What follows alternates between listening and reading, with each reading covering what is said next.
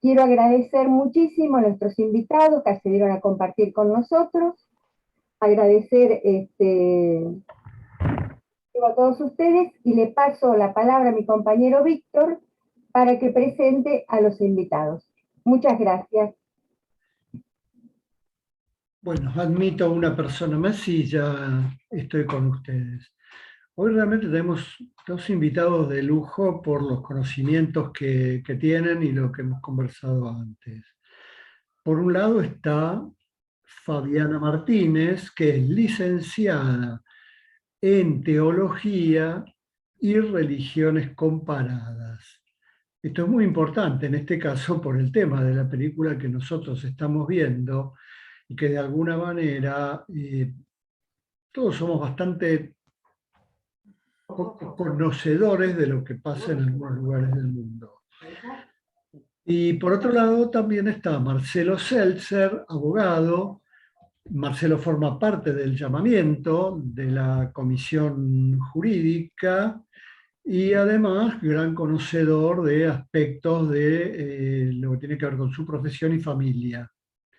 Y tiene también algunos ejemplos vivos de lo que estamos tratando. Así que bueno, en este momento le damos la palabra en principio a Fabiana para comenzar con el tiempo que tienen ellos, cada uno, que es lo que hemos concertado, y después responder las preguntas y escuchar a todos y a todas. Adelante, Fabiana. Sí, muchísimas gracias, Víctor. Yo quería agregar también que yo soy miembro de la Comisión de Género. Perdón. Sí. Pero no me No, lo por favor. No te lo había comentado. Así que bueno, nada, agradecer en primer lugar la convocatoria, este encuentro de diálogo y debate, más allá de la película que nos convocan, que me parece sumamente interesante, muy, muy bella. Quiero agradecer también, sobre todo el espacio que nos damos para mejorarnos, porque me parece que estos debates nos mejoran, no quedan acá, y nos logran enriquecer mutuamente, como no puede ser de otra manera el enriquecimiento, ¿no? Mutuo. O sea, no es que uno es un especialista en un tema, no, al contrario, voy a hacer lo más rápido que pueda para escucharlos a ustedes. Quiero agradecer también a las mujeres que participan en la Comisión de Género de Llamamiento, especialmente a Hanna y a Leonor, porque para mí es una gran satisfacción aprender de estas enormes mujeres y de su trayectoria. La película que nos convocan, ya saben, El divorcio de Viviana Ansalem. Ya el apellido me genera la pregunta de si está derivado de algún término de raíz de paz, por Salem o Salam en árabe, porque se trata de que los protagonistas son marroquíes emigrados a Israel, ¿no? Así que si alguno tiene este dato, me gustaría mucho saberlo. La película en sí, bueno, como decía, es muy rica, ¿no? Permite múltiples análisis desde la perspectiva de género, de política, religión, incluso de la literatura, porque el nombre en francés de la película es El proceso de Viviane Ansalem. La relación con la obra kafkiana póstuma, El proceso, o Ante la ley, la otra, es directa, no solo por el nombre, sino que el absurdo, el clima de opresión, de pesadilla inacabada y continua, como un oximorón sufriente, ¿no? La trágica ridiculez asfixiante, incluso la escenografía en dependencias de tribunales decadentes marcan una pronunciada relación con la obra. No creo en cosmovisiones ni interpretaciones o lecturas hegemónicas, así que les voy a proponer primero marcar dos puntitos de análisis que quiero, antes de avanzar, que es que una cosa en la religión es la letra escrita y otra cosa es la práctica, ¿no? Quisiera definir esto, que entre la práctica y la letra escrita existe el poder de la interpretación. Se da que incluso la misma religión, en contextos y tiempos y lugares diferentes, se interpretan y practican discursos y prácticas diferentes. ¿Qué digo? No solamente en los mismos contextos de tiempo y lugar conviven o deberían convivir interpretaciones diferentes sobre las mismas textualidades. Las mismas religiones en culturas diferentes otorgan diferentes significados a los mismos significantes. Este gran poder de la interpretación, entonces, puede otorgar significados que dan sentido a estas prácticas.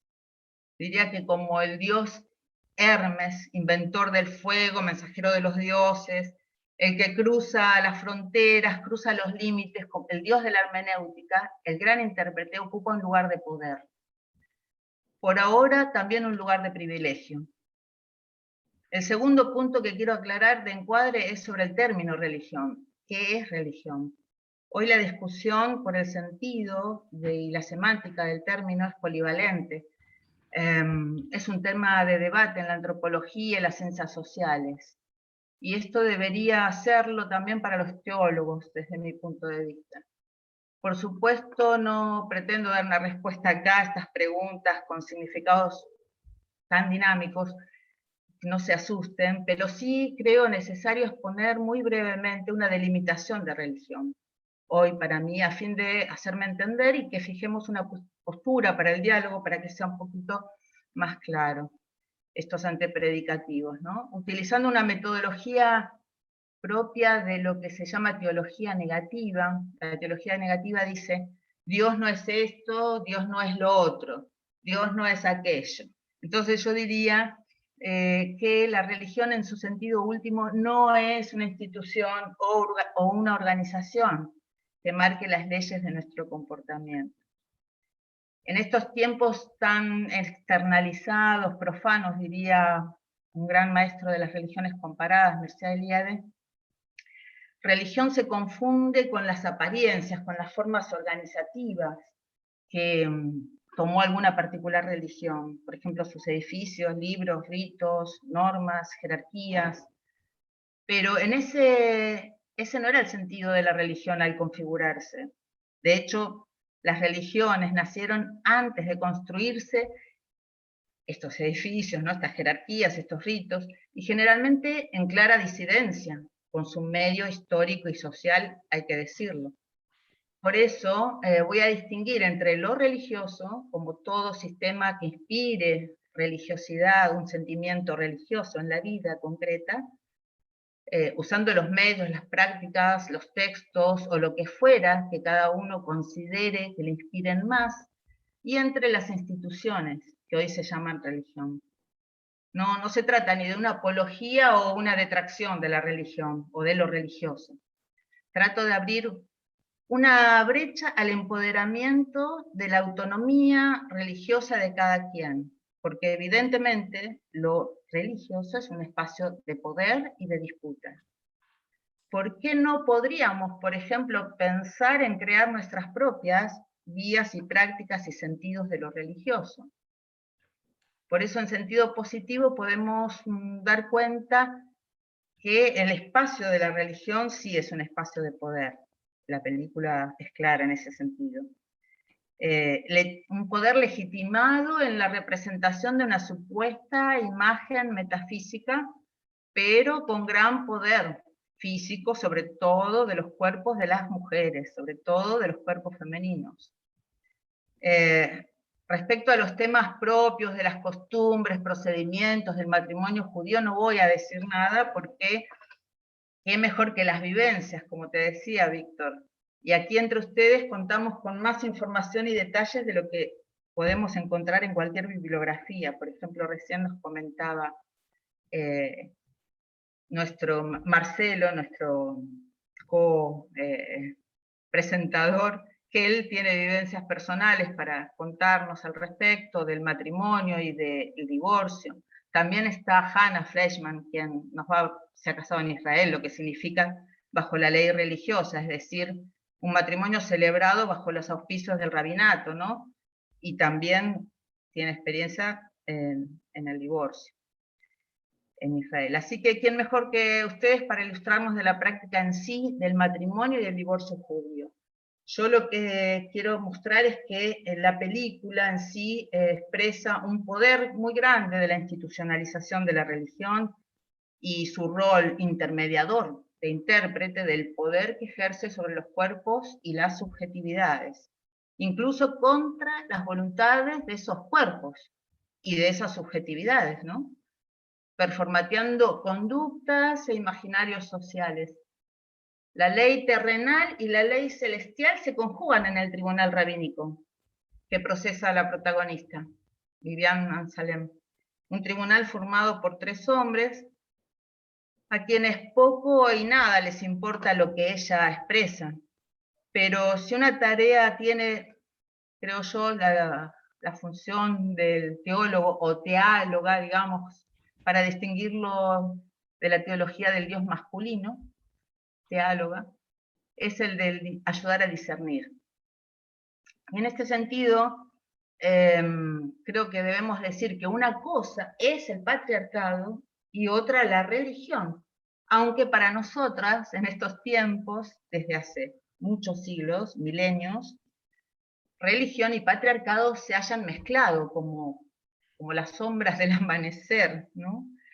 O del atardecer, está por verse, yo creo que del amanecer, al punto que prácticamente no se puede concebir en el imaginario social religión sin patriarcado, ¿no?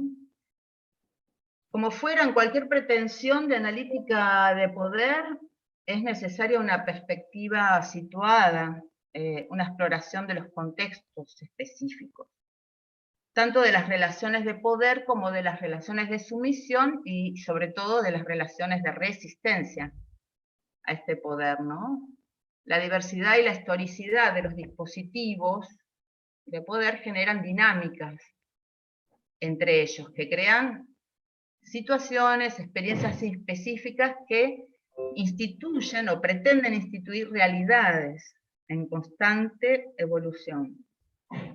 Esta lucha por el ejercicio de poder es, sobre todo, a mi entender, la lucha no por el pasado en el que intentan legitimarse las instituciones religiosas, sino por la autonomía, o sea, sobre el propio futuro, que en última instancia significa poder de garantizar la continuidad de la vida. En este sentido, nuestra protagonista se revela saludablemente, ejerciendo su condición de ser humana y su espacio de libertad para ejercer el dominio sobre su propio futuro. Diría a primera vista que la película parece que tratara sobre el ejercicio de la libertad, sobre la lucha de la emancipación de la mujer. Pero avanzo un poquito más y veo que la película en realidad se trata, a mi ver, sobre la negación de la vida humana, ubicando al nivel de cosa a la mujer, entendida como cosa como objeto sin intención propia, ¿no? Sin deseos. Un objeto que debe satisfacer los deseos del hombre, del macho, del patriarca, en todas las instancias vinculares, o sea, determinando su rol desde la intimidad del núcleo familiar hasta el sentido último de la estructura de toda sociedad productiva, incluida por supuesto la institución religiosa que legitima o no a su vez su propia libertad. Es que la libertad se explica por el ejercicio de la humanidad, digamos, lo que me lleva a preguntar sobre si es que nacemos humanos o nos vamos constituyendo humanos. Una pregunta un poco, se las dejo nomás.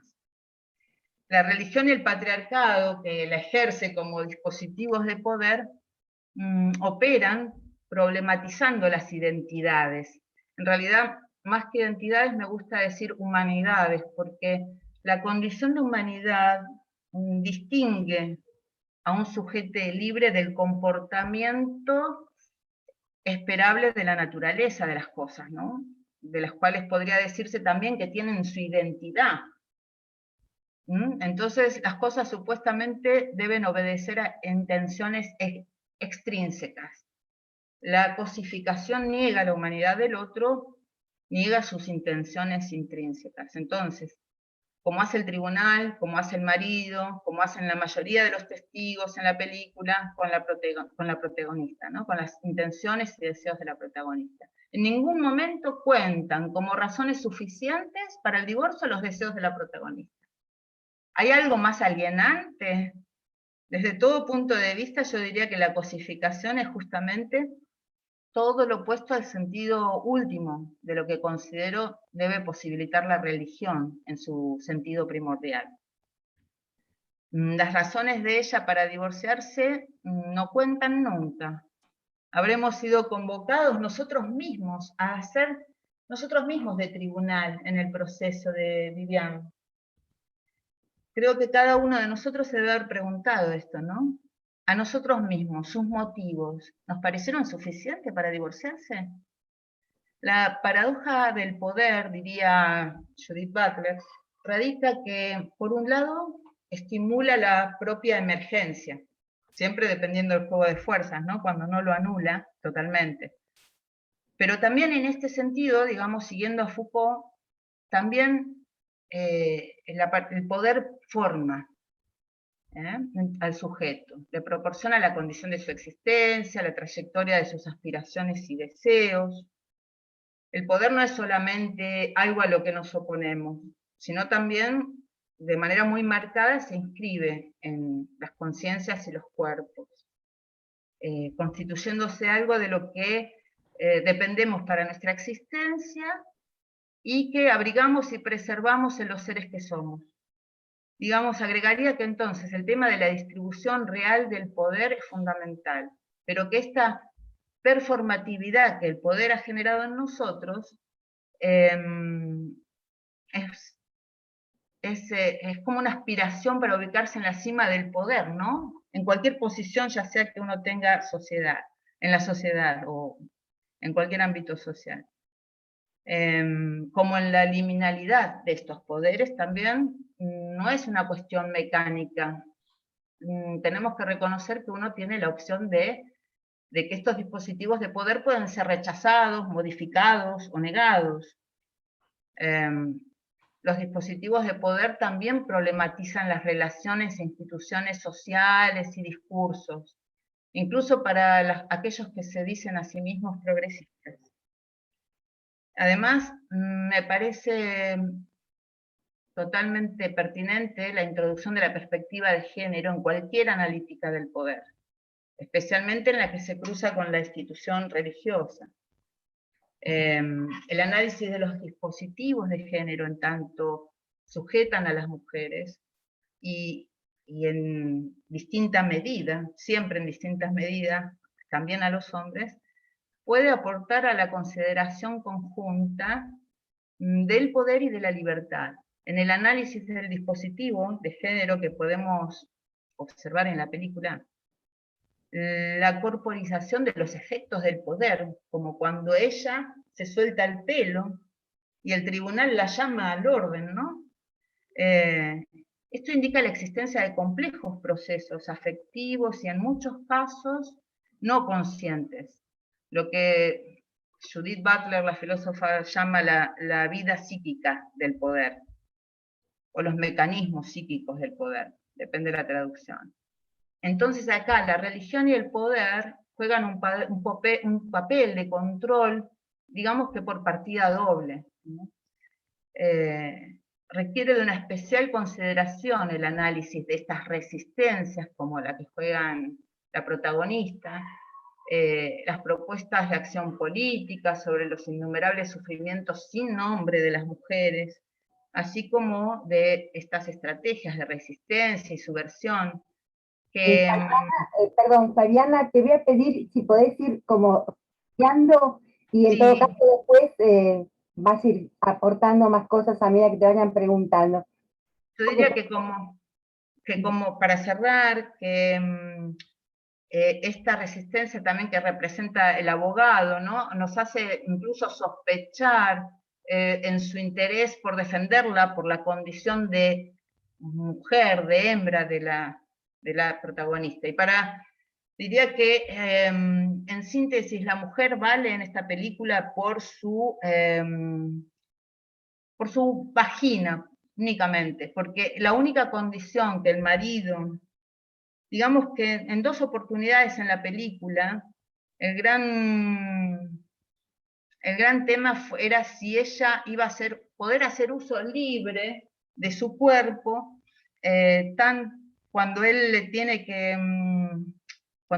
que de alguna manera repudiar según la ceremonia rabínica, para otorgarle el poder otorgarle el get, el divorcio, y ahí él no lo puede ni nombrar. Y después al final de la película, cuando la condición era que no tuviera ninguna otra relación con ningún otro hombre. O sea,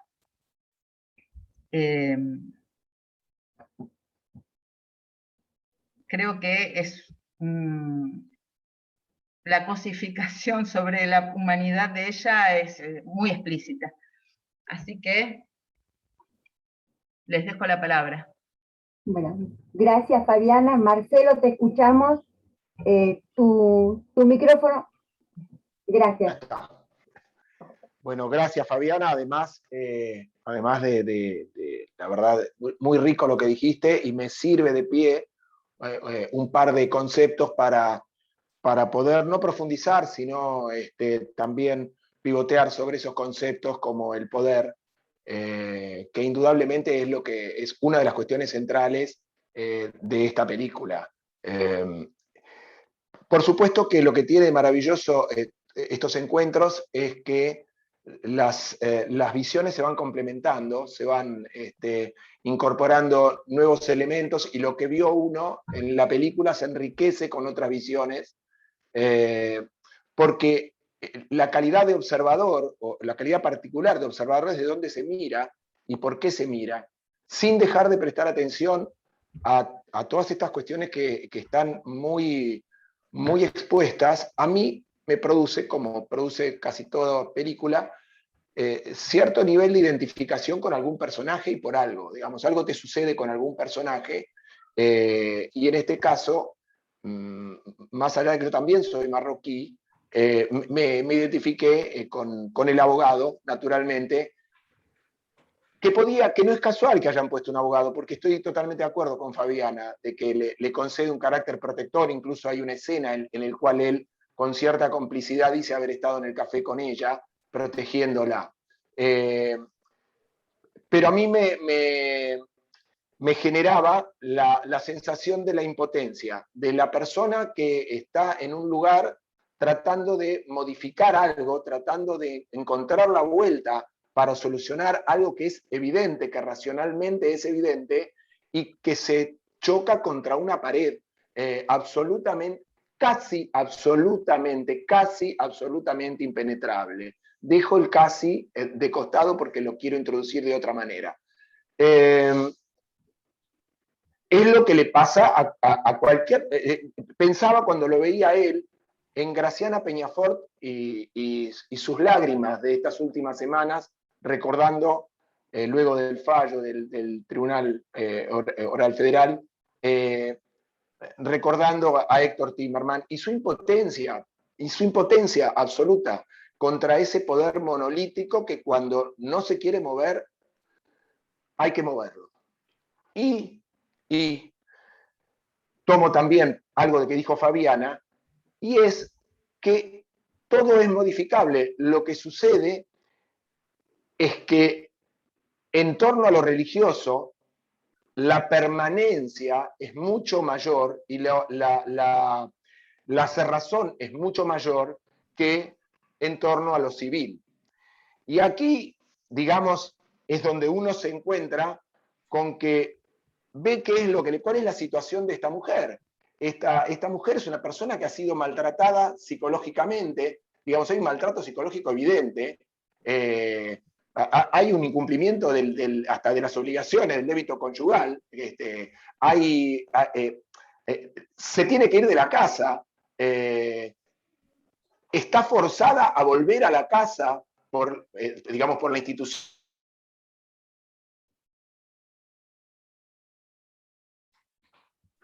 Y esta mujer se tiene que dar y pasa años en el mismo lugar sin poder moverse. No tiene a los chicos, le lleva la comida a él todos los días. Con eso cumple con parte de sus mandatos, con los que está dispuesta a cumplir. Esa es su rebelión. Hay una parte que ella se resiste y no la quiere entregar. Pero hasta incluso vuelve a estar con él y él ni le habla. ¿Qué hubiera pasado en la Argentina hoy? ¿Qué hubiera pasado hoy en la Argentina con ese mismo caso?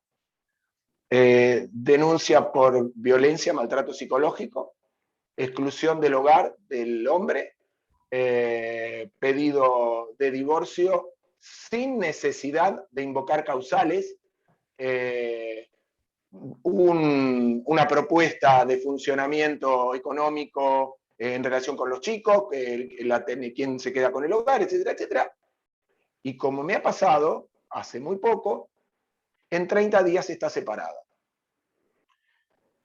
Me lo dijo una clienta, dice, qué maravilla, en 30 días estoy separada. Y yo pensé, digo, no te separaste en 30 días, te separaste en 30 días y 3 siglos, que son los 3 siglos de lucha para ir modificando las condiciones.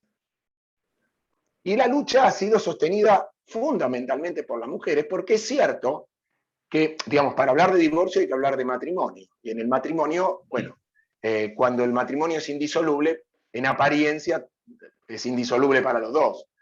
Pero lo cierto es que aún dentro de ese régimen de indisolubilidad inicial, el que estaba más protegido era el hombre. Porque el matrimonio no solamente resguarda o ampara, digamos, está mal usado incluso, tutela derechos, pero esos derechos eran siempre en beneficio del hombre, que tenía históricamente actos de disposición sobre los bienes muebles, sobre los bienes inmuebles, sobre los bienes muebles de la mujer, actos de administración, sobre todo la mujer era casi una incapaz. Modificar eso ha llevado 3 largos siglos.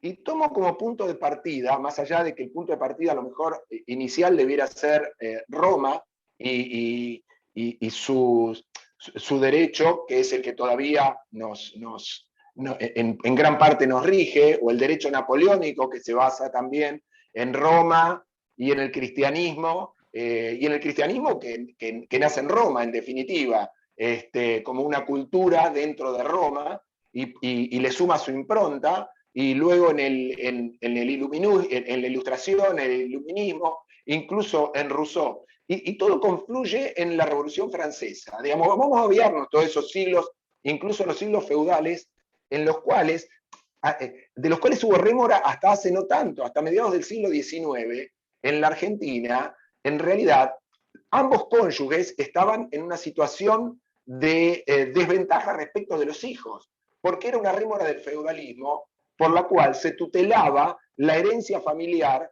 por sobre los patrimonios individuales. Y acá es donde aparecen todas las otras cosas que empiezan a motorizar, que es lo cultural, que es la economía, porque el ingreso del capitalismo, la aparición del capitalismo, también empuja hacia las fortunas individuales y entonces a modificar normas en el sentido de proteger esas fortunas individuales, casi siempre inicialmente en el sentido de proteger digamos, el negocio del hombre, porque la mujer no lo tenía, no podía siquiera, y aquí sí hay cosas muy similares, no podía trabajar sin autorización del marido, no podía ejercer profesión sin autorización del marido.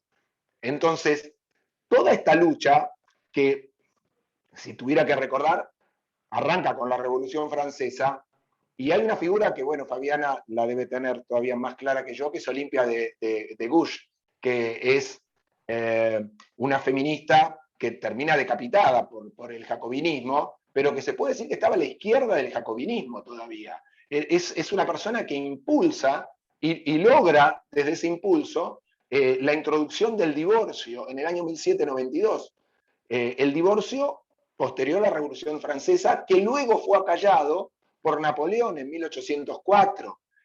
Digamos, esta sensación de avance y retroceso permanente y de conquista y de volver para atrás está siempre ligada a las luchas. Todas las cosas que... Este divorcio en 30 días está ligado en lo que pasó en 1793. Está basado en lo que pasó en Chicago. Está basado en lo que fue sucediendo a lo largo de la historia en relación con las luchas feministas y con las transformaciones. Pero nosotros mismos, hasta hace no tanto, que nos estamos sorprendiendo por un régimen como el régimen del divorcio judío, no teníamos divorcio vincular. Hasta 1986 no hubo divorcio vincular en la Argentina. Estaba el artículo, bueno, todos nos habremos casado en algún momento, o muchos de acá nos habremos casado, todavía con las viejas leyes. Y el matrimonio era indisoluble y había separación, pero no había divorcio vincular. Y luego, y hasta 1967, ni siquiera había separación. Digamos, tenía que haber causales que estaban siempre puestas afuera, el adulterio, la injuria, el adulterio que incluso era diferente para el hombre que para la mujer, porque para la mujer el adulterio era un solo hecho, pero el hombre tenía que tener manceba, es decir, que el hombre tenía que tener una persona a quien mantenía y había que probarle eso para que le fuera imputado el adulterio. Entonces, esto hasta 1967.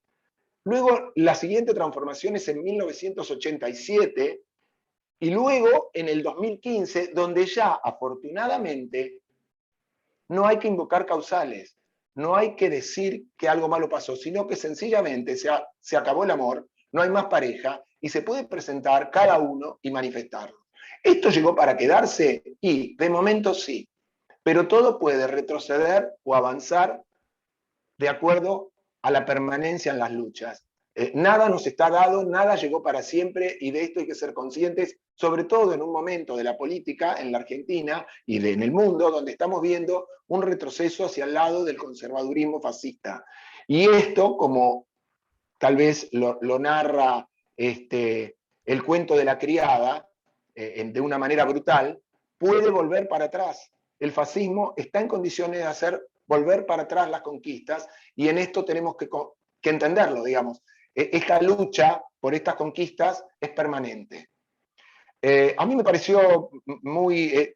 yo estoy casado por Ketubá, es decir, conozco un poco, Ana debe conocer mucho más porque además vivió en Israel, Ana Fleischman. Yo me casé acá, tengo la Ketubá, me acordé el otro día que todavía no estoy divorciado, creo que no me voy a divorciar a esta altura, pero también estuve presente en un get y sentí lo que es el poder de ese tribunal, un get en la Argentina, que prácticamente estás hablando con Dios, no hay, es Dios en la tierra, no, y te lo hace sentir que el poder está ahí. Y entonces, yo que no tenía nada que ver porque iba como abogado de una de las personas que además estaban de acuerdo en el get y todo lo demás, esa persona estaba 5 escalones más arriba y te lo hacía sentir. Entonces, imaginarme a esta mujer yendo a pedir su divorcio con una legislación que se lo podría, porque como bien dijo Fabiana, también hay cosas de interpretación, se lo podría conceder. Existen causales, porque cuando vos haces el get, lo que te comprometes a un conjunto de derechos y obligaciones, y además fijás una indemnización para el caso de incumplimiento de esas obligaciones o de esos derechos. Existe esto, pero el Tribunal Rabínico claramente no estaba dispuesto a aplicarlo. Y en todo caso hasta dudaba sobre si mandarlo a la cárcel o no. Es muy interesante, porque la verdad es que como disparador, incluso todos tenemos un primo en Israel, así que yo llamé a mi primo de Israel y le pregunté cómo funcionaba esto en la realidad. Me dijo que sí, que esto es, en realidad, esta pieza teatral o esta película está llevada un poco al extremo, pero que efectivamente en muchísimos casos esto es interpretado de esa manera, y la mujer pasa a ser una mujer no permitida. La mujer que no logra el divorcio es una mujer no permitida, y sus hijos posteriores a ese divorcio son gente que carece de ciertos derechos civiles y religiosos, que debe haber unas 500 personas y que son innombrables, que no se les conoce el nombre por el grado de degradación que esto supone. Y en paralelo, me entero que el último, no sé si es el último get, pero digamos el más importante de este último mes, es un get que se negoció en estas condiciones. El último judío en Afganistán se negaba a darle el get a su mujer que estaba en Israel. El tribunal rabínico negoció, fue a buscar, negoció el get por ir a salvarlo y a traerlo de Afganistán vivo. Esta fue la negociación y en esas condiciones se otorgó el get. Pero a mí también me llamó la atención que el tribunal rabínico se haya comprometido hasta ese punto. Es decir, que también las personas, en sus diferentes roles, están en condiciones de interpretar de una u otra manera y de jugar las piezas de una u otra manera, para impedir o para permitir. Los movimientos en Israel son pocos y apenas han logrado algunas conquistas, como por ejemplo que se haga efectiva la pena de cárcel cuando el marido se niega de una manera como vimos en la película. Pero indudablemente es mucho más inmutable el derecho religioso, y a Dios gracias, nosotros vimos en sociedades que han logrado separar, algunas más, otras menos, el estado de la religión, y eso es lo que permite, a través del cauce civil, que tengamos en todo caso soluciones y conquistas que en Israel no tienen. Bueno, esto es más o menos todo. Bueno, muchas gracias, Marcelo. Yo no sé si, Ricardo, ¿pediste la palabra antes? ¿Ricardo? Bueno, no. ¿Sí? ¿No la pediste? No, bueno. Entonces le damos la palabra a Hanna. Hanna. Está muteada, Hanna. Hanna, no se te escucha. Está silenciada, Hanna. Hola a todos, y quería decir que en principio de lo que Marcelo habló, incluso de su matrimonio a través de religión, está dado en la Argentina. Nosotros estamos hablando de una película israelí y de un matrimonio en un Estado-nación religioso. La Argentina es un Estado-nación laico, por constitución, en ambos casos, reafirmado en Israel, y lo que muestra la película no es el caso de los ortodoxos o los ultrarreligiosos, que van más allá todavía, porque si notaron, el cabello de ella era el de ella, no tenía peluca, y mostraba las piernas, con lo cual no es de los extremos, es de lo que nos pasó a cualquiera que por distintas circunstancias nos casamos en Israel.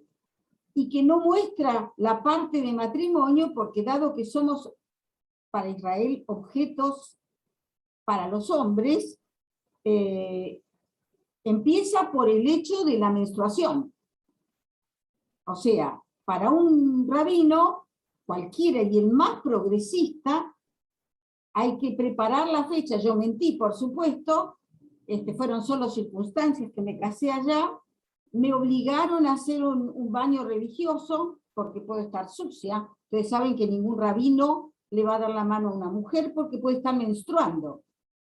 Pero además, para casarse, hay que buscar una fecha donde la noche de bodas coincida con la posibilidad de quedar embarazada, por si no sabían.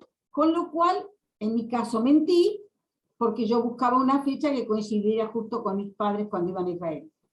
A ver, yo había ido con una beca, para casarme tenía que nacionalizarme, y me casé, para complicarla más, con un Cohen de la tribu original marroquí. Marcelo, te coincido con los marroquíes, y con las tribus, funcionan como tribus, por lo menos allá y acá, judíos marroquíes, ¿no? Me refiero.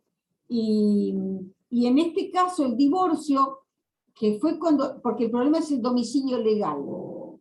Allá en Israel no hay otra que casarse por una religión cualquiera. Tal es el peso de un Estado-nación religioso.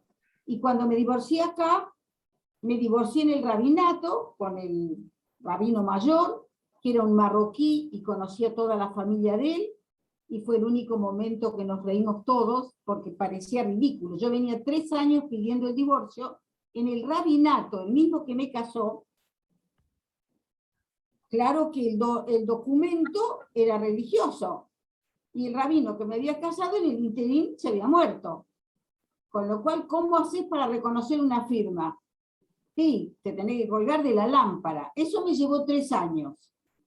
Por suerte, el rabino mayor, que conocía a la familia esta marroquí, porque él también era marroquí, resulta que en lugar de romper la actuba, como se hace habitualmente, y armar una otra de divorcio, resulta que la guardó contra la ley religiosa y me hizo el favor de dármela, porque empezó ahí mi lucha a nivel civil en la Argentina, porque tenía domicilio legal, 35 años y 8 abogados me llevó a divorciarme. Cuando el propietario de mi persona, este Cohen, podía haber ido a través de su abogado, no tenía que ir personalmente, ni teníamos que encontrarnos ni nada, ir al registro civil local y divorciarnos al mismo tiempo que casarnos, por ley argentina. Entonces, la dificultad mayor es que yo no me pude divorciar porque yo pedí el divorcio. Es que él me dio el divorcio. Y además, para un Cohen, primero me sacaron el apellido, totalmente. Yo me llamé hasta que me divorcié legalmente Hannah Cohen. Y para Israel sigo siendo Hannah Cohen porque es un Cohen. Y de ahí en adelante no me debo casar más con un Cohen, cosa que no es mi interés, más claro, que no es mi interés, ni casarme ni con un Cohen. Pero bueno, de cualquier manera, me llevó 35 años, no me extraña de esta mujer, pero este no es un caso fuera de lo común lo que muestra la película, es un caso habitual donde el tribunal rabínico decide que él decida, pero esto está escrito, o sea, no es desde las leyes que nos rigen a nosotros o las luchas que hicimos nosotros. En el caso de esta película, que es israelí, es desde que existe el Estado, que es un Estado religioso, reafirmado con la última Constitución, como sabés, Marcelo, que la religión judía es la predominante, aunque reconocen los matrimonios de otras religiones, con las mismas dificultades para el divorcio. No es lo mismo que acá. Acá el matrimonio civil, aunque te cases a través de la religión también, si tenés domicilio acá, no hace, el divorcio se consigue en un día, digamos, porque vas y ya estás divorciado y tenés la sentencia del juez. O, en el caso de ahora, el registro civil te divorcia. No es sencillo, pero lo que me parece que es como muy notable, que esta especificidad que tenemos como argentinos judíos, es que los que tuvimos circunstancias por las que nos casamos o divorciamos vía un Estado-nación religioso, que además hoy es un apartheid, como bien saben, resulta que la mujer no existe, para muchas cosas no existe, pero entre otras, la ley religiosa no deja elegir nada a la mujer, absolutamente.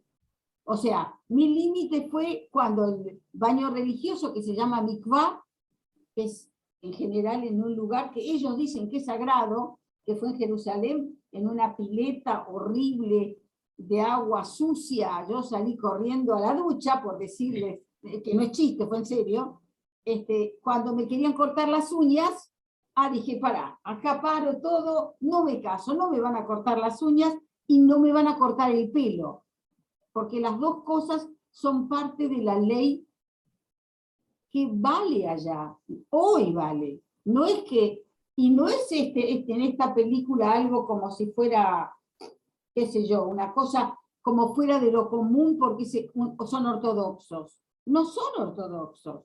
Es un matrimonio que se rige por las leyes de ese país, que es religioso. Esto nomás para aclarar que la cosa es así como la muestran, por lo menos. Porque además si él no le da el divorcio, como en mi caso, y me ponen otra vez, y me pusieron la red sobre la cara nuevamente, pero esta vez negra, porque supone que me daba el divorcio un Cohen, entonces yo estaba de luto, ¿no? Entonces, realmente con mi papá, y yo me pude divorciar gracias a que un botón, amigo de mi papá, un buchón, le dijo al rabino marroquí que él me estaba haciendo los cuernos y que estaba embarazada una goy. No importaba que me hiciera los cuernos, ni que estaba embarazada la otra mujer. Lo que importaba es que era una goy. ¿Vos sabés lo que hice para un rabino eso? Ese mismo, porque si no tenía que pasar por todas las etapas de reconciliación, igual que esta mujer, tantos años como se le cantara al rabino. Por suerte este buchón, que después le agradecí infinitamente, lo pudimos resolver en un día. Y además yo muerta de la risa. A pesar de que para el divorcio tuve que firmar, Cohen o no Cohen, que no necesitaba aportar nada posteriormente, todas las leyes que hemos conquistado para que coparticipemos la responsabilidad, aunque sea económica, cedí todo, pero perdía la patria potestad. Con lo cual, yo ganaba para mí lo más valioso, que son mis hijas. Pero es un criterio muy mío, que no tiene nada que ver con la lucha como mujer, que por otro lado uno hace para tener derechos. En ese momento lo que quería era el divorcio, igual que yo quería la libertad, no casarme de vuelta. No era eso. Quería mi libertad. Y eso, igual que en la película, él volvió varias veces, Cohen, no Cohen, volvió varias veces para ver si reconstituíamos un matrimonio que no existía. Años, 35 años, para lograr una sentencia de divorcio válida. Bueno, esto nomás como anécdota, se los cuento. El resto es la lucha de las mujeres en todos los niveles, pero en un estado religioso es peor, porque la separación Estado-Iglesia debe ser después de la IVE, o sea, de la interrupción voluntaria del embarazo, creo que es nuestra siguiente lucha. La influencia de las iglesias, todas, así como no hay rabinas en realidad. Según la Biblia, una adúltera mujer y un gay deben ser castigados con la muerte. O sea, las diversidades van fritas y excomulgados en la religión católica y en la evangélica, con lo cual las religiones lo único que hacen es encasillarnos no solo en el binarismo, o sea, sos cis o trans o lo que mongo fueras, sino que además te excomulgan. O sea, no podés creer en Dios si sos parte de las diversidades. ¿Qué es eso? Realmente es si lo pensás objetivamente, es un derecho que nos sacan a cualquier mujer y a cualquier de las diversidades la posibilidad de tener fe dentro de la institución. Igual la fe no te la pueden sacar, como la libertad no te la pueden sacar en realidad, ni la capacidad de pensar. Pero reconozcamos que no es fácil. La lucha es bastante difícil, y para mujeres un cachito más. Eso es todo. Muchas gracias, Hanna.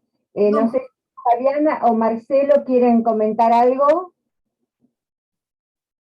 No sé si Fabiana o Marcelo quieren agregar algo ahora. No, por ahí más bien me gustaría escuchar, incentivar preguntas, por ejemplo, cómo el patriarcado atenta contra la democracia, ¿no? En principio, sí, a nivel, sin entrar en detalle de la barbaridad que hace con la mitad de la población, ¿no? Al negar derechos, al negar los deseos, las subjetividades, la intencionalidad humana.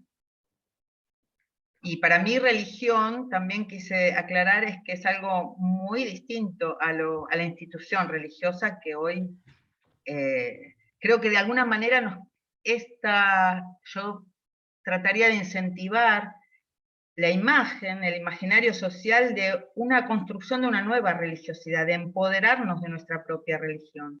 Porque si no entramos en la cosa binaria de religión o ateísmo, y en realidad hay muchos estudios que hablan por eso decía, el espacio de poder de la religión que maneja la conducta. Creo que si uno se apoderara de sus propios espacios de religión, realmente habría una autonomía muy poderosa, sumamente, supremamente poderosa.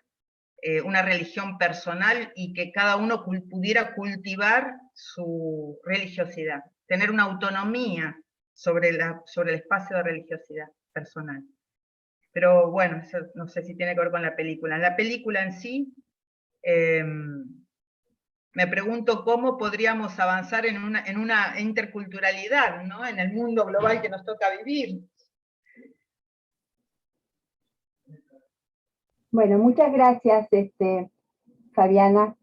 Le doy la palabra a Daniel Fisman. Abrí tu micrófono. Sí, yo voy a ser un poquito abogado del diablo. Cuando cayó el socialismo, muchos decíamos, cuando había aprendido todas las respuestas, me cambiaron todas las preguntas. No, todos nos identificamos con la mujer, todos nos identificamos con el abogado, pero este buen judío que se casó con una niña de 15 años que dijo que lo quería, ahora que somos grandecitos, una niña de 15 años casada con un señor que probablemente tenía 30, para él era lo que dentro de las leyes se habla de contrato matrimonial. En la palabra contrato matrimonial no se habla de amor, se habla de contrato. Él cumplió el contrato y la mujer le cambió las preguntas. Para él, así él fuese infeliz, la esposa fuese infeliz. Ojo, no lo estoy defendiendo. Estoy diciendo, en el cerebro religioso, cuadrado y petrificado del esposo, lo que correspondía es que se aguanten toda la vida y no dar ese divorcio. Es decir, cuando hablamos de resolver el patriarcado, yo puse un comentario que el patriarcado, la religión es una consolidación del patriarcado. Este hombre no estaba capacitado para dar un divorcio, y no lo quiero defender, sino que era romperle todas las estructuras ancestrales de esa vida que él había labrado.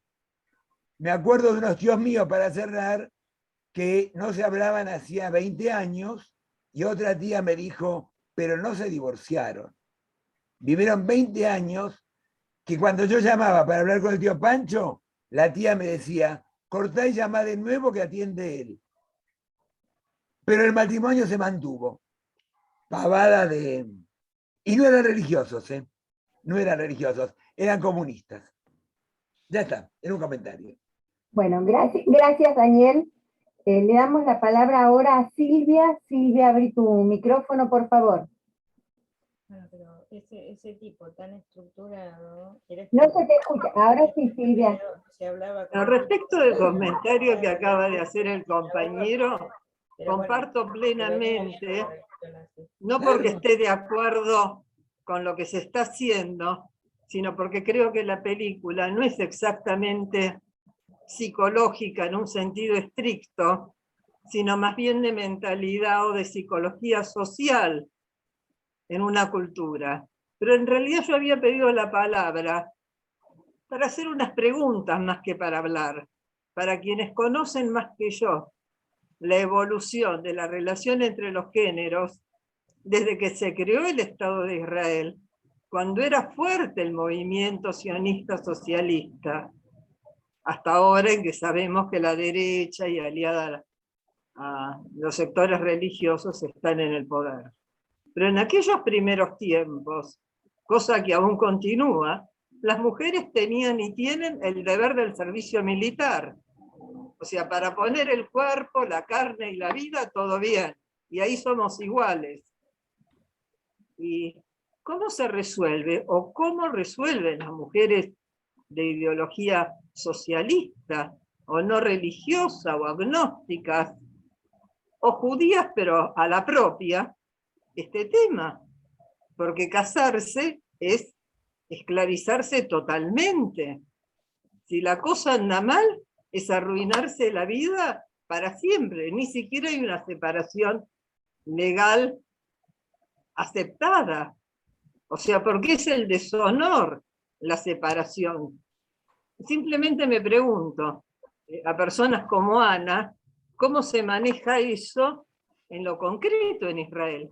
¿Qué hacen las mujeres que no se quieren someter en principio a un compromiso tan fuerte, por llamarle de alguna manera? ¿Puedo responder en parte a eso, Silvia? Sí, por supuesto. Porque eso va dentro de un paquete mayor que es la permanente... ¿Estado judío? ¿Cómo? ¿El Estado judío? No me refería a eso. Que es la permanente disociación que hay entre la ley y la realidad. La respuesta, o una de las respuestas posibles, Ana va a ampliar mucho más que yo, es que se casan en el extranjero. Del mismo modo que acá se iban a casar al Uruguay para divorciarse en el Uruguay. Otras es que se hacen contratos matrimoniales frente a algún escribano o frente a algún abogado, no sé, se certifican, se ponen los derechos, las obligaciones, la indemnización, y luego, por lo que tengo entendido, quien entiende ya no es el Tribunal Rabínico, sino el Tribunal Superior de Justicia que está por arriba del tribunal o por afuera del tribunal rabínico. Incluso, pero digo, en la Argentina también ha venido ocurriendo, porque nosotros también hemos naturalizado. Yo te diría que recién ahora, en el año 2015, con el nuevo Código Civil, rige el principio de la autonomía de la voluntad.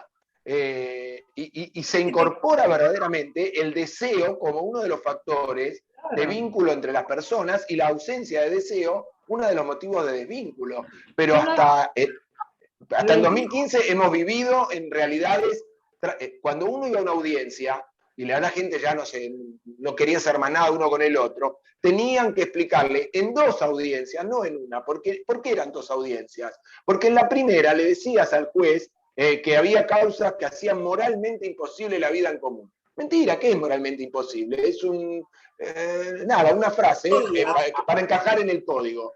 Pero el juez, y yo lo he vivido, se sentaba y presionaba para que no se disolviera el matrimonio.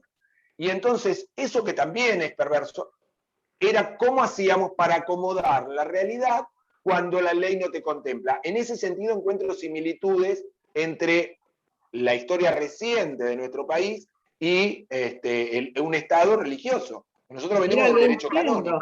Lo entiendo, en ese sentido yo me acuerdo que antes de la ley de divorcio incluso, muchas parejas jóvenes optaban directamente por la unión de hecho.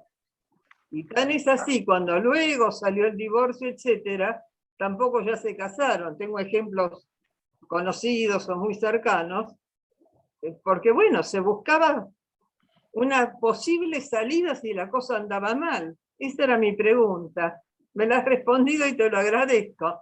Y sí, bueno, gracias. Esto era lo que quería saber. Bueno, gracias Silvia, gracias Marcelo. Y ahora le damos la palabra a Diana Marcual. Bueno, muchas gracias, Alicia. Por un lado, gracias por haber elegido, me parece que nos interpela por varios costados. Voy a decir algo personal, pero después 2 preguntas. Lo personal es que me parece que a mí, por lo menos, me interpela como mujer, como judía, no casada, bajo la cuestión religiosa, eso ya lo habíamos elegido desde el vamos, ¿no?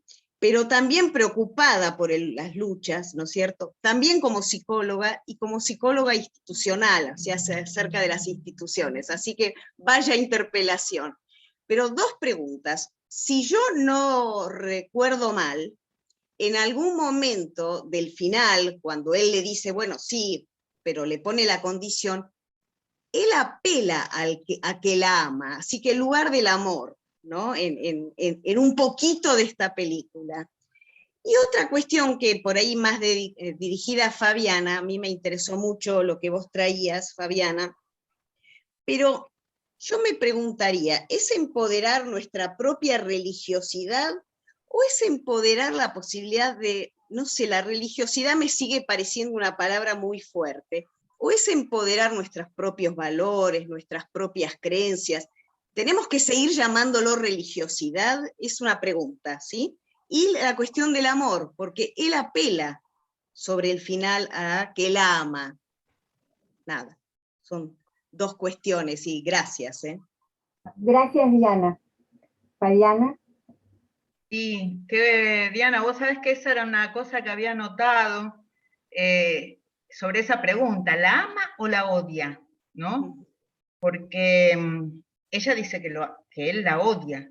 Y lo que yo me respondía era que la pregunta queda inconclusa para que cada uno de nosotros la respondiéramos, ¿no? Si eso nos parecía que era amor u odio. ¿Qué posición teníamos cada uno de nosotros?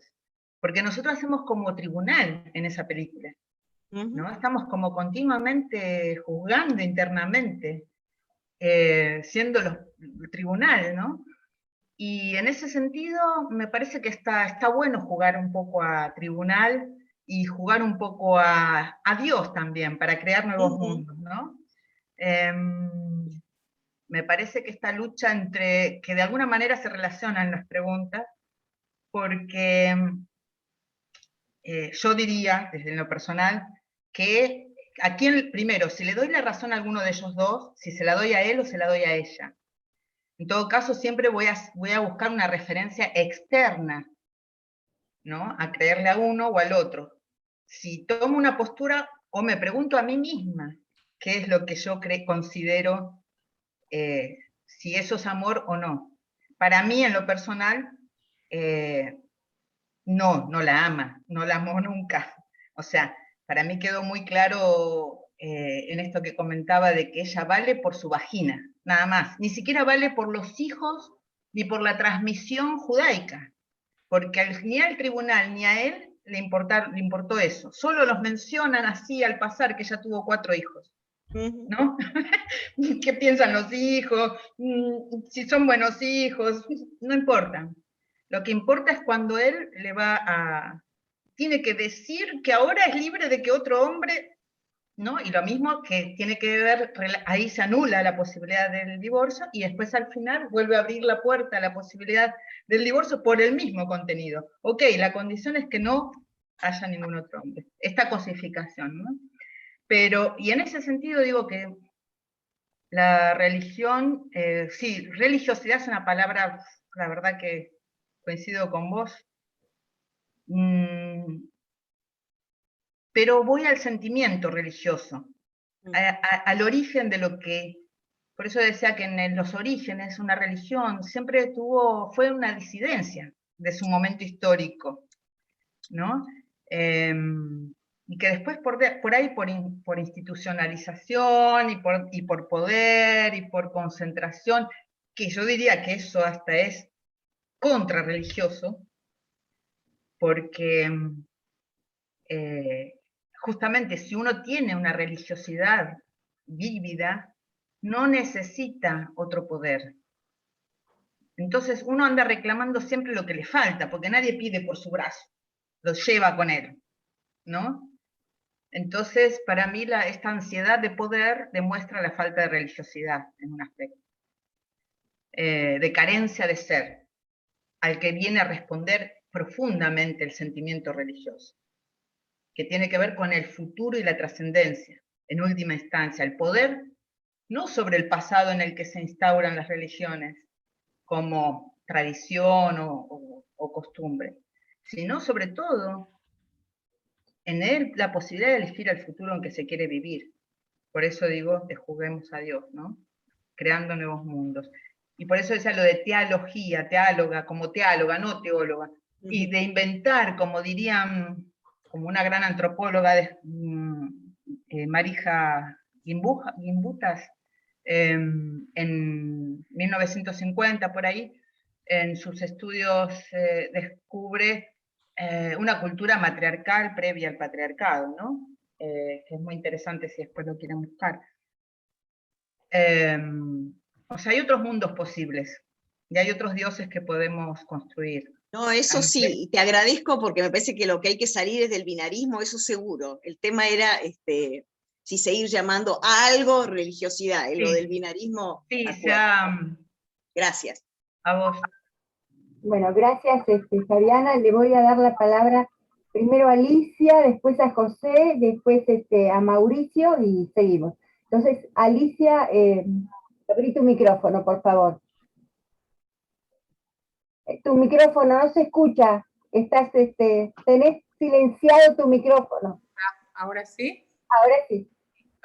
Muy breve, volviendo a la película, el lugar de la religión, el lugar de la cultura, que permanece desde la religión y desde los preceptos, en este caso de la Torá, representados por los rabinos. Es un tiempo sin límites, que viene y es un recorte temporal dentro de una línea que ya a esta altura es como un infinito, porque viene de miles y miles de años. Y en ese momento de la cultura, la necesidad donde aparece, bueno, el deseo de Vivian. La película, para mí, volviendo a la película, tiene un final abierto.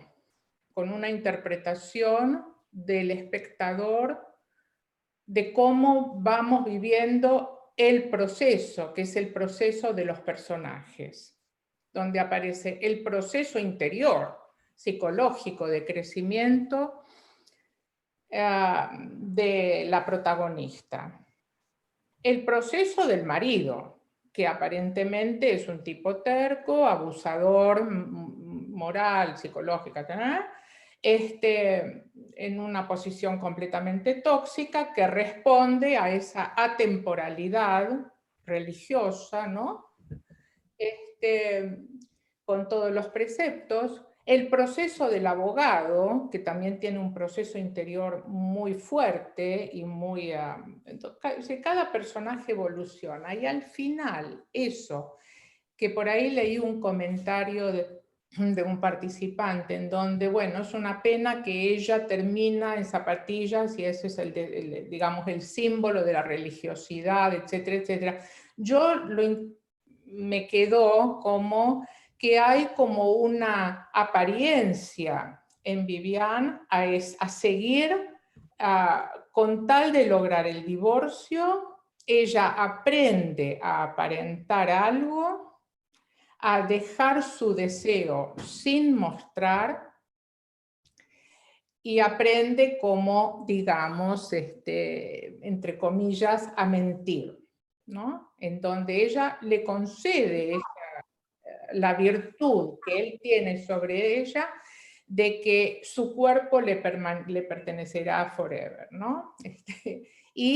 Pero ella, una vez que es libre, porque ella ha tenido un proceso de libertad y de empoderamiento muy fuerte.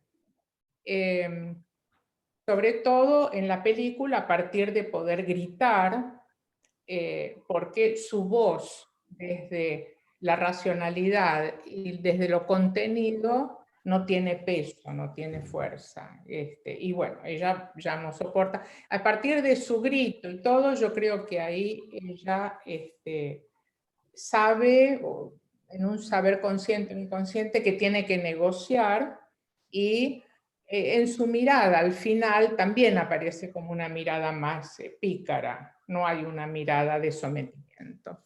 Entonces, lo dejo como pregunta, si el final no es un final abierto y los símbolos en el cuerpo de ella durante toda la película, el pelo, las piernas, los zapatos, y hay una gran, hay un énfasis, ¿no es cierto?, visual, emocional. Nada más. Bueno, gracias Alicia. Gracias por las participaciones de los demás, que son muy ricas, muy importantes. Muchas gracias por este encuentro. Gracias. Le damos la palabra a José y a una persona más por ahí. Después, si ustedes quieren ir, vamos intercalando respuestas con comentarios y preguntas. ¿Les parece? José. Alicia, Sí. una cosa, hay una persona que quiere hablar, pero que no debe poder levantar la mano, que es Suyo Morilia. Ya sé, pero tiene que esperar el orden. No sabía si la había visto, por eso te estaba avisando. Sí. José, habilita tu micrófono, te escuchamos. Ok, estoy habilitado, gracias. Yo quería hacer referencia a dos temas. El primer tema es un hecho que es objetivamente comprobable y realizable, y lo podemos ver alrededor nuestro, y quienes tenemos amigos y familia en Israel también. Cada día hay menos casamientos religiosos. No solamente en Israel, sino en todo el mundo. Y la Argentina tampoco es una excepción a este tema. Cada día hay menos casamientos religiosos. En Israel es súper evidente, no es solamente que algunos se quieren ir y van y se casan en Chipre. Tengo, por ejemplo, un hijo mío que lo ha hecho, más allá que después se divorció, pero bueno, muchos se van a casar a Chipre, pero hoy, fuera de las comunidades ortodoxas o muy observantes, es muy común, pero muy común, que las parejas simplemente se juntan, así nomás, se juntan. Igual que lo hacen en la Argentina, igual que lo hacen en Italia, en Francia y en muchos lugares del mundo. Ese es un tema. Con respecto a la película, para mí hubo dos momentos claves que después me quedaron destapados. Porque yo decía, ¿qué tiene que ver esto? Pero bueno, la última escena me dio la respuesta. Hay dos momentos que la cámara filma muy bien y fijamente a la protagonista moviendo graciosamente sus piernas con un hermoso par de zapatos. Yo no entendía muy bien esa movida, si bien la entendía a medias, pero la última escena me dio la respuesta. Para mí no era final abierto, como se menciona acá, sino que es un final desgraciadamente cerrado. Y no solamente cerrado en la película, sino que la pobre protagonista, que trabaja extraordinariamente bien, falleció al poco tiempo de filmar esta película, de filmar y dirigir esta película. Nada más. Gracias, José. Le damos la palabra a Mauricio, que le había pedido, no sé, hace rato. Mauricio, ¿estás por ahí? Mauricio. Hola, Sí. estoy acá. No, sí, la película creo que abre muchas preguntas y de pronto no está representado demasiado o prácticamente nada el interés de los hijos, de los menores, para los cuales una disolución es todo un drama, con lo cual no quiero decir que hay que convivir a pesar de, pero en la película no los trata prácticamente. Y lo que más me interesaba de pronto es saber, ¿esa situación es real en Israel y viene desde la creación del Estado? Y parece que habiendo habido gobiernos progresistas, socialistas en Israel, nadie tocó eso. Y hoy nos encontramos con que todo el mundo fue evolucionando hacia lo que es una mayor libertad y a contemplar los sentimientos y los deseos de las personas, y en Israel quedó como clavado en el tiempo. Y yo me pregunto, ¿qué habría que hacer en Israel para modificar eso? ¿Eso se puede modificar por ley? ¿Eso está más allá de la ley? ¿Quedó impreso para el Estado mientras exista? Esa es la pregunta, simplemente. Y si alguien me da una respuesta, se lo agradezco. Es que no hay matrimonio civil en Israel, sencillamente. No existe el matrimonio civil en Israel. Pero no podrá existir tampoco. ¿Por Bueno, qué? será cuestión de las tensiones internas. No nos olvidemos que, como bien dijo Ana, es un Estado judío, es un Estado, la religión oficial es el judaísmo, no es un Estado laico. Perdón, Entonces, Marcelo, perdón. yo creo que mientras exista este juego de poder en Israel, con el sistema político actual, con sus virtudes y defectos, mientras la ortodoxia siga siendo una parte importante de la población, va a ser muy difícil modificar a través de leyes y democráticamente determinadas cosas del país. Lo que yo pregunto es, en este momento entiendo que es muy difícil, el país se ha derechizado, pero cuando existieron los gobiernos socialistas, ¿se planteó eso como posibilidad y faltó algún tipo de mayoría parlamentaria? ¿Eso se puede modificar por ley en Israel o hay una constitución que lo prohíbe? Lo desconozco, esa era la pregunta. Se trató, pero nunca se pudo. Bien, gracias. Yo quiero decir que todo es modificable. De hecho, en el derecho argentino regía el derecho canónico. Claro. Y luego incluso el Código de Vélez Sarsfield incorporaba conceptos del derecho canónico. La ley de matrimonio civil es posterior al Código de Vélez Sarsfield. Es decir, por supuesto que todo puede ir modificándose de acuerdo a las luchas, las tensiones, etc. No daría la sensación, como bien explicó José recién, que la mayor entidad que va teniendo el poder de los religiosos en Israel permita hoy, o en un futuro cercano, ninguna modificación. Modificaciones puede haber siempre, desde ya que sí, depende de la lucha política. Muy bien, muchas gracias.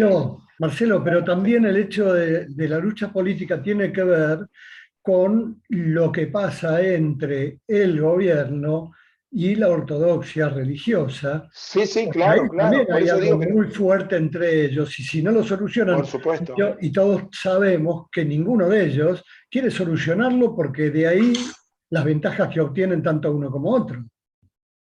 También tienen un sistema parlamentarista en el cual las alianzas de los grupos menores... Perdón, José, perdón. Habla vos. La ortodoxia es un partido político, con todo lo que ello conlleva. Hay que estar consciente de eso. La ortodoxia es un partido político con todo lo que ello conlleva, representa una parte muy importante de la población. Y bueno, y es el juego de la política. Bueno, gracias, José. Marcelo, ¿querías terminar de agregar algo? No, decir en realidad es bastante parecido a lo de José. No importa si son mayorías o minorías, el sistema parlamentario en Israel hace que se gobierne por alianzas. Entonces, hasta puede existir que un gobierno de izquierda quiera aliarse con los religiosos para llegar al gobierno. No es el sistema nuestro, es otro sistema. Entonces tienen entidad todos estos grupos porque son los que permiten en las coaliciones conformar gobierno, y bueno, obviamente algo hay que darles a cambio, y en general se les da esta cuota de poder que ellos no quieren ceder. Bueno, gracias, Marcelo. Yuyo, tenés la palabra. Perdón, una sola cosita. El abogado hay un momento... Perdón, José, no tenemos mucho tiempo. Así que, una cosita. El abogado explota en un momento y le dice al juez, lo único que les va a quedar es la kashrut. Y esa es la realidad. Gracias, José.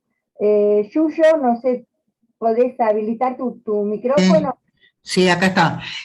Bueno, buenas tardes a todos. Yo es la primera vez que estoy en un debate de ustedes, les agradezco muchísimo. ¿Me escuchan ahí? Sí, perfecto. Les agradezco mucho porque realmente me resulta muy interesante. No soy judía, creo, porque mamá en realidad era una Vázquez, que después se cambió la Z acá, así que no lo sé. Pero bueno, los escucho y me parece, cada uno con su experiencia, es muy rico. Y yo cuando miraba la película,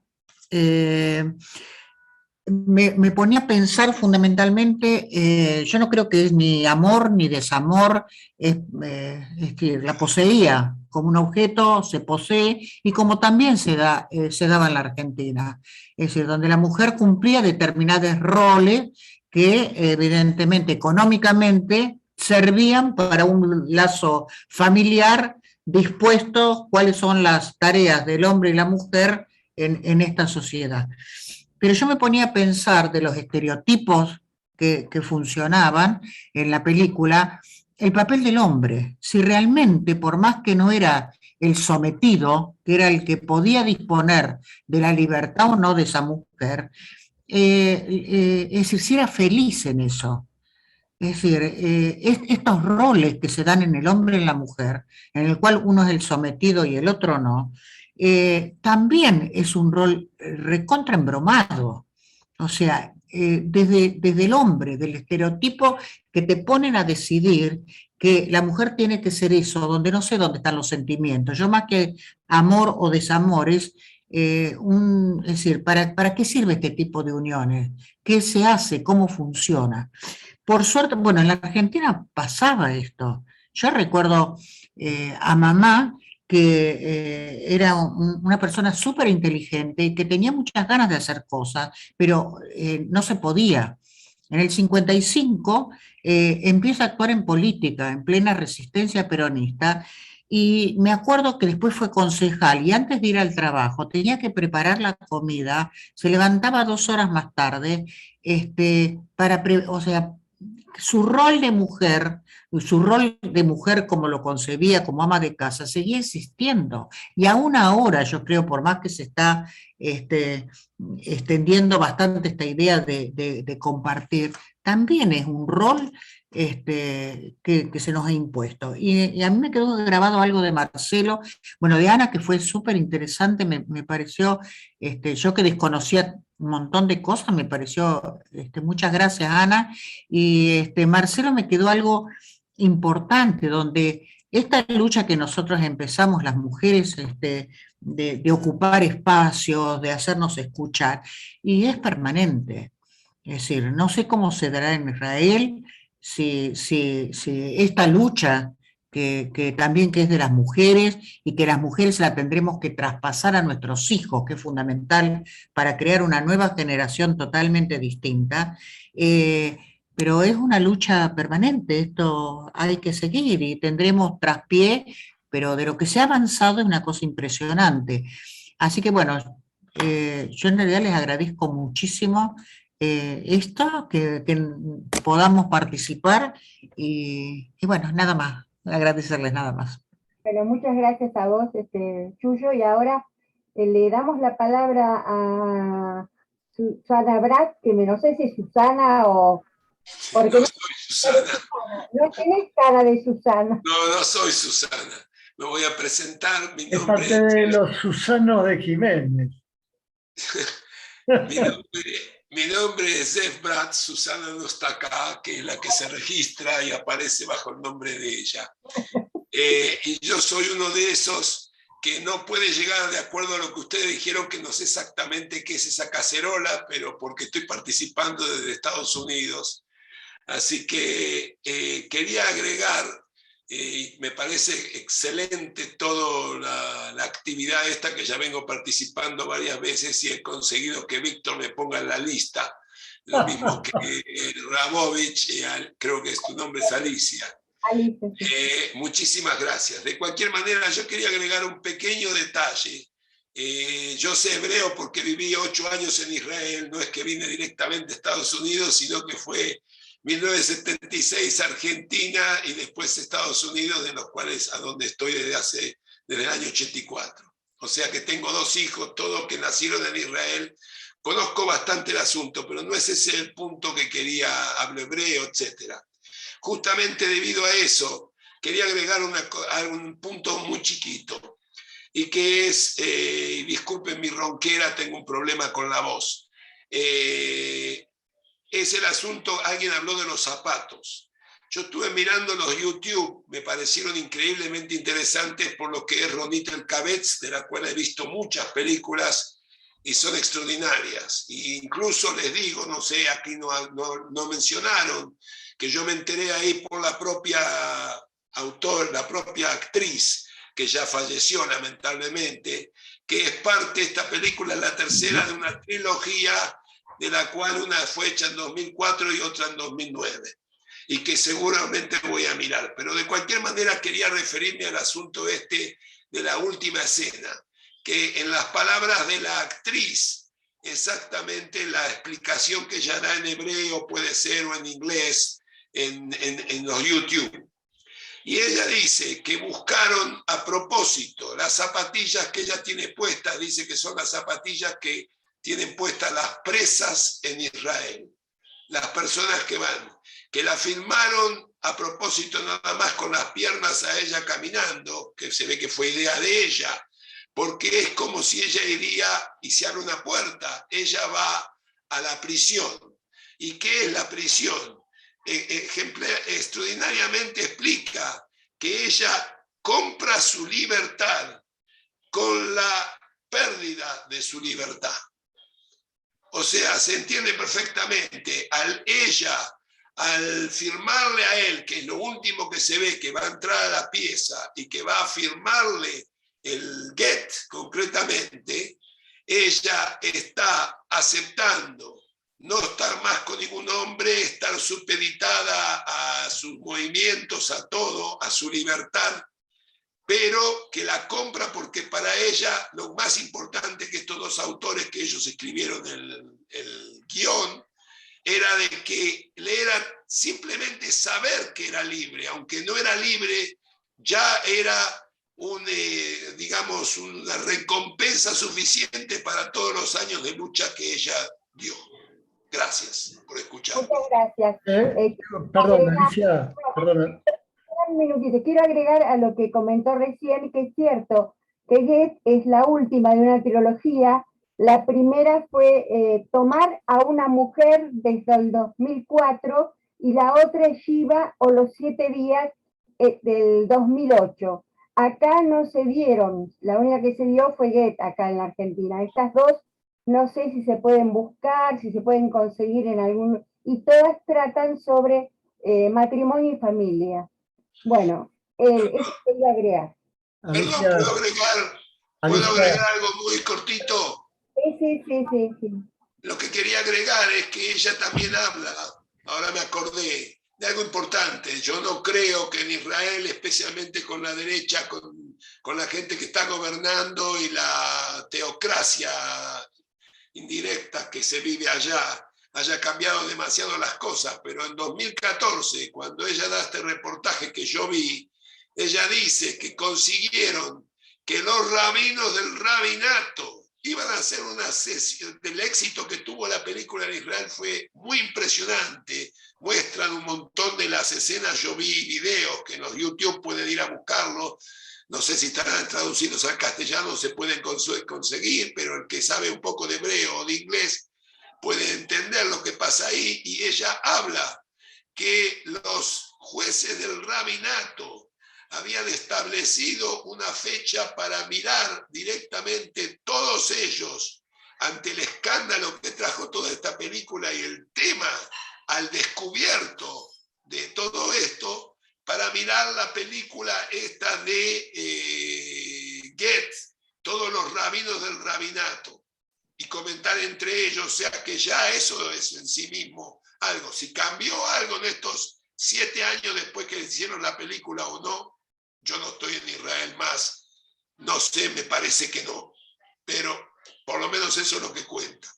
Gracias. Muchas gracias. Víctor, ¿querías decir algo? Sí, quería decir justamente acerca de lo que vos comentaste. Yo estuve buscando las 2 películas anteriores. Una la conseguí, pero no carga y no la puedo ver. La segunda, que es del medio. La primera película la que conseguí es cuando ella decide separarse de ese matrimonio, la primera película del año 2004. Y eso era nada más, pero era justamente lo que vos estabas diciendo, solamente que no se pueden conseguir, lo estuve intentando, y en todos los lugares que conozco no los pude encontrar.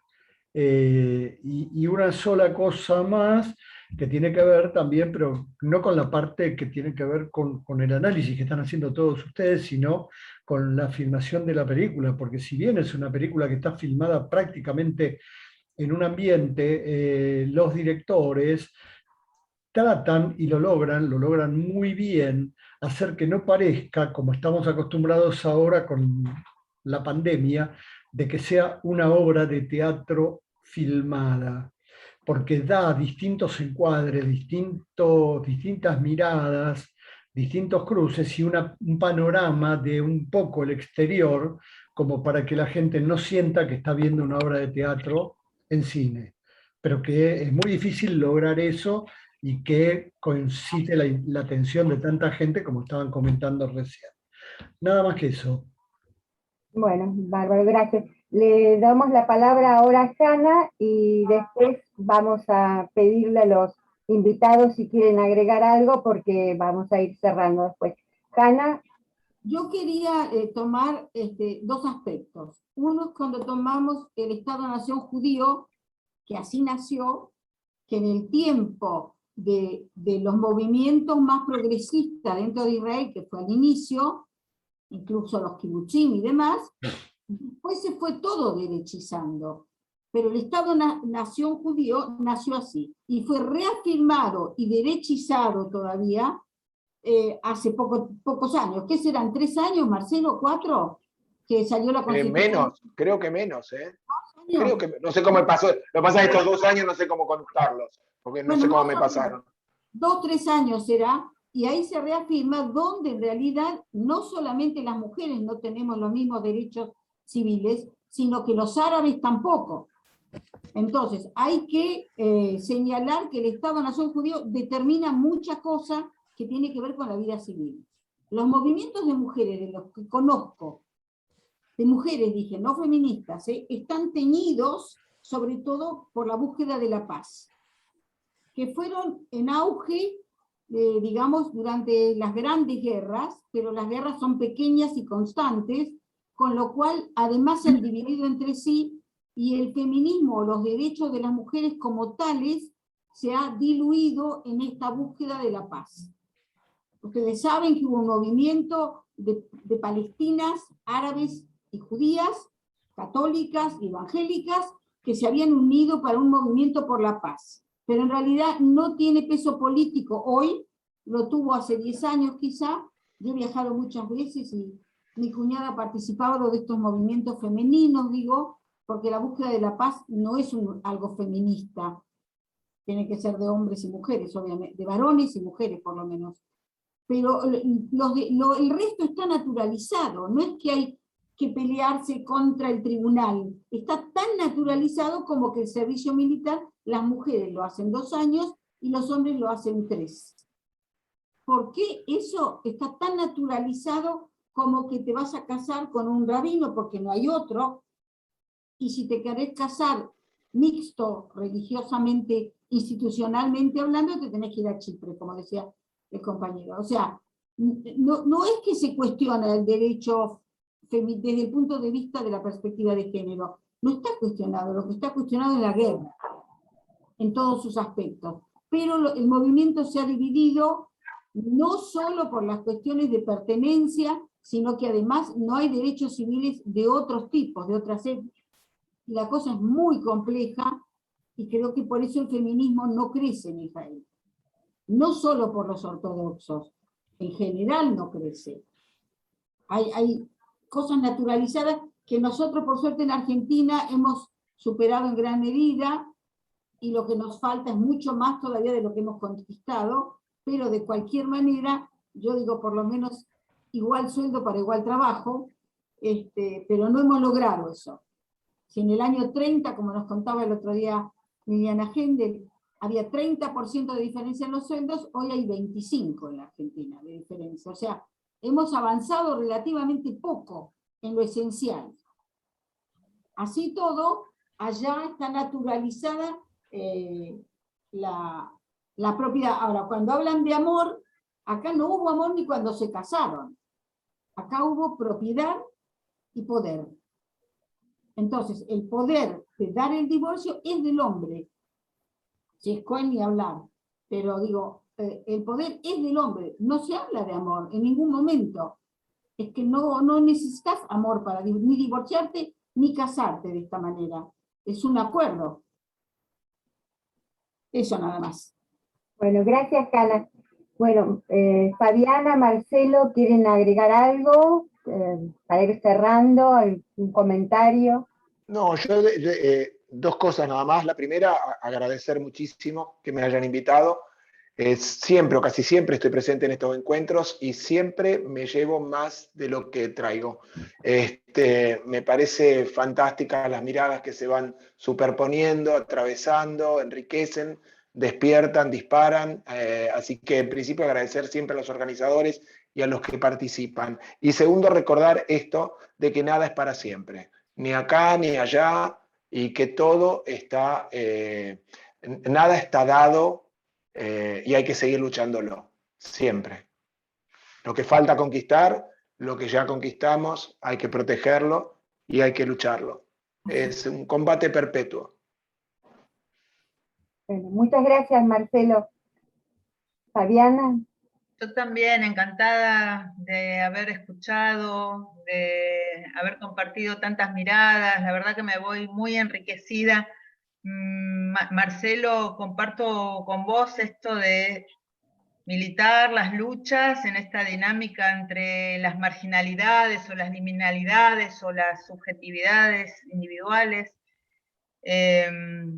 para modificar las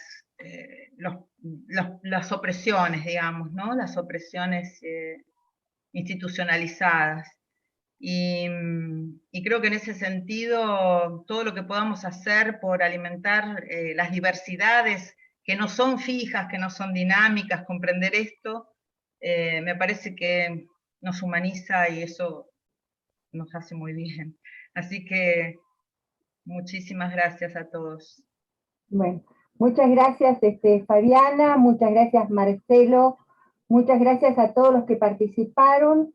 Antes de pasarle la palabra a Víctor, les comento que vamos a volver a encontrarnos, no sabemos bien si el segundo o el tercer viernes del mes que viene, que es noviembre, esta vez si no me equivoco, es noviembre. Y bueno, muchas gracias de nuevo, vuelvo a repetir, y le paso la palabra a Víctor para que pueda saludar también y despedirse. En realidad todo lo que dijeron todos y todas fue muy enriquecedor. Yo realmente cada mes, cada presentación aprendo muchísimo, terminamos satisfechos, ¿no? con todos. En cuanto a lo que se está hablando, seguimos aprendiendo.